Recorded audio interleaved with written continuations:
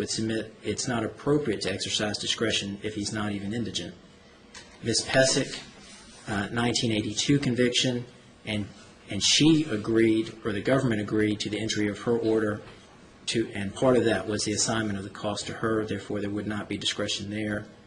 Mr. Smith was convicted in 1997, therefore there would be discretion, but the parties submitted an agreed order, and part of the agreed order was his agreement to pay the costs, and the government does not have memory that that was a specific negotiated point, but I can assure the Court that we would have insisted as part of our agreement that he bear the cost of the action. Ms. Lee was convicted in 1993, therefore there would not be discretion in her matter. Ms. Shaw was convicted in 2000, therefore there would be discretion. Ms. McKissick in 1997, and she's similar to Mr. Smith, that there would be discretion, but this was an agreed situation where the government would submit that it was part of the bargain that she would pay the cost. Mr. Pruitt was convicted in 1969, therefore not discretion, and Mr. Johnson was convicted in 2000, therefore there would be discretion, but again, that was an agreed order. Your Honor, the government submits that, as the Court has already noted, that these petitioners lost their rights with full due process protections, and part of the cost of their intentional criminal conduct was that they would be rendered infamous. And then they came before this Court. Resources were expended to adjudicate their cases. Almost at the last minute before the national elections, the Court set a special hearing after hours to accommodate their petitions. The District Attorney's Office, the United States Attorney's Office, handled the matters as promptly as possible. And the issue before the Court in each of these cases was whether they could be contributing members to society. Many asserted that they were employed. There's been no showing before the Court today of any demonstrated need that would prevent them from bearing the costs of their own action. And therefore, the government submits that part of their restoration of citizenship is helping to pay for the processes that they put in motion. Thank you. Thank you. Mr. Grant? Nothing further, Your Honor. All right, I've looked at these, and I think the compelling argument is that what Mr. Haycox just pointed out. I mean, these are folks who, through their mistakes, committed felonies, some of which were associated with violent felonies. They were significant crimes, but they paid their dues. They came back to court and wanted to start participating in society again, which is admirable, and they should be commended for that. But it is not the obligation of the state of Tennessee to bear that cost, or for the United States government to bear that cost because of their application. They were successful in obtaining their relief, but I think that part of the cost that goes with that is that they need to be paying for the costs associated with the filing and setting up of these extraordinary hearings. I have absolutely no problem at all with a slow pay motion of most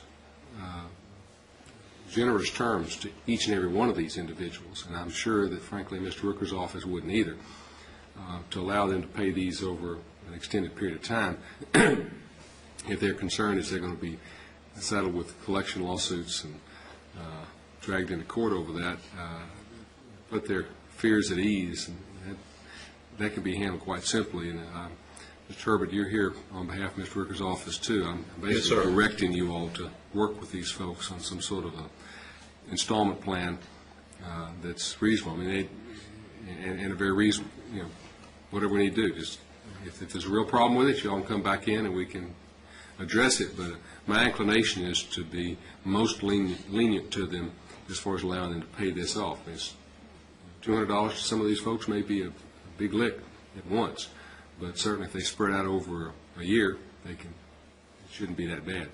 You know, they can probably pay, you know, a year and a half and get it paid off, $10 a month or $15. Do something to take care of it. Okay? I don't see any problem, Your Honor. So I must respectfully deny the request to modify the assessment of cost in the agreed orders that were, or the orders that were submitted, not just the agreed ones, but the other orders that were submitted. And on the order, I want to reflect that this court is directing the circuit clerk to work with these individuals on an installment plan to allow them an opportunity to pay this out over time. Okay? Very good. Thank you all very much. Thank you. And if you need to reset the other lady who we didn't hear, and then remember on Mr. Nelson, I told him he can come back sometime about a year from now, so next fall, hopefully he can come back and we'll be in a position to address On the it. calendar, Your Honor. Okay, thank you. Thank you. Thank you all very much. Your Honor, if Yes, I sir. could make a brief announcement on, that was number 2. Again, I'm Phil Welty. It's number 2 on your assignment docket. Ms. Jones represents the plaintiffs in that case, and Mr. Johnson represents Baptist Healthcare. I reached Ms. Jones by telephone out in the hall in the interim there. And just give you a brief history, this case came up on the 1-year docket, and so Ms. Jones, filed a motion to set the case for trial. We have a mediation set in this case in April 14. It's an old case, but no discovery whatsoever has been conducted yet between the parties, and so we don't really have any opposition. The defendants don't have any opposition to entering a scheduling order and setting a trial date, but we feel like that trial date should be on out there so that we've got enough time to get the case ready if we need to, and we'll want to see how mediation goes. So if the court believes it appropriate, I discussed with Ms. Jones and Mr. Johnson the idea of entering an agreed order that sets discovery deadlines and then says that the parties have to get a trial date set by agreement by June 1, if that's okay. All right, that's fine. Okay. Agreed schedule, and that'll protect you from the automatic dismissal, too. Yes. Okay. Thank you. Thank you. Your Honor, my name is Rick Mansfield from the Dover County Bar. It's a pleasure to be in your court. I may have missed my opportunity on the front end on the announcement docket. We had a motion to compel, I think it's number 29 on the no response docket. Delta Partners, LLC is the plaintiff.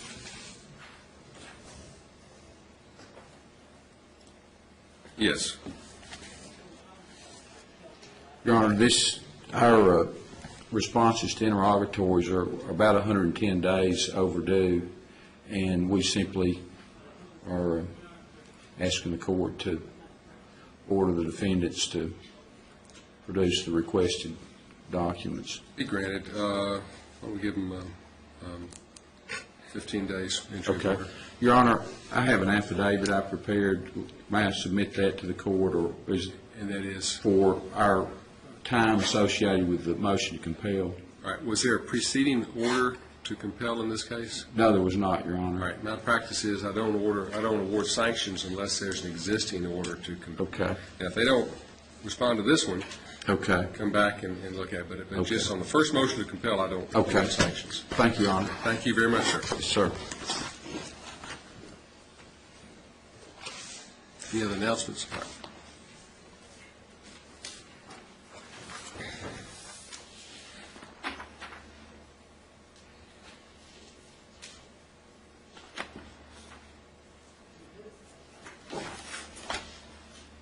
Sandra Gale Lee versus, that's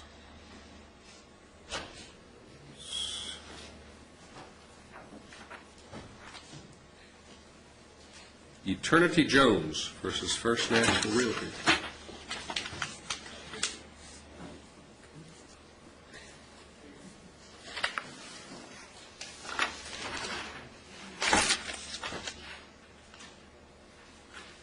James C. Marshall versus Census Corporation.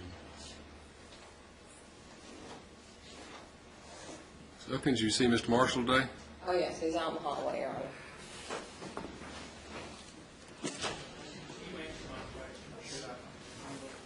Well, he was out in the hallway, Your Honor.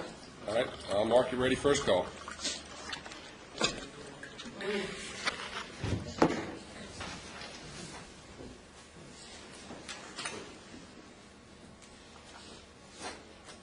Anyone else with a non-dispositive motion other than the Vanderbilt issue? All right, let's take up this subpoena HIPAA matter. Do you all have a file or anything for me on that?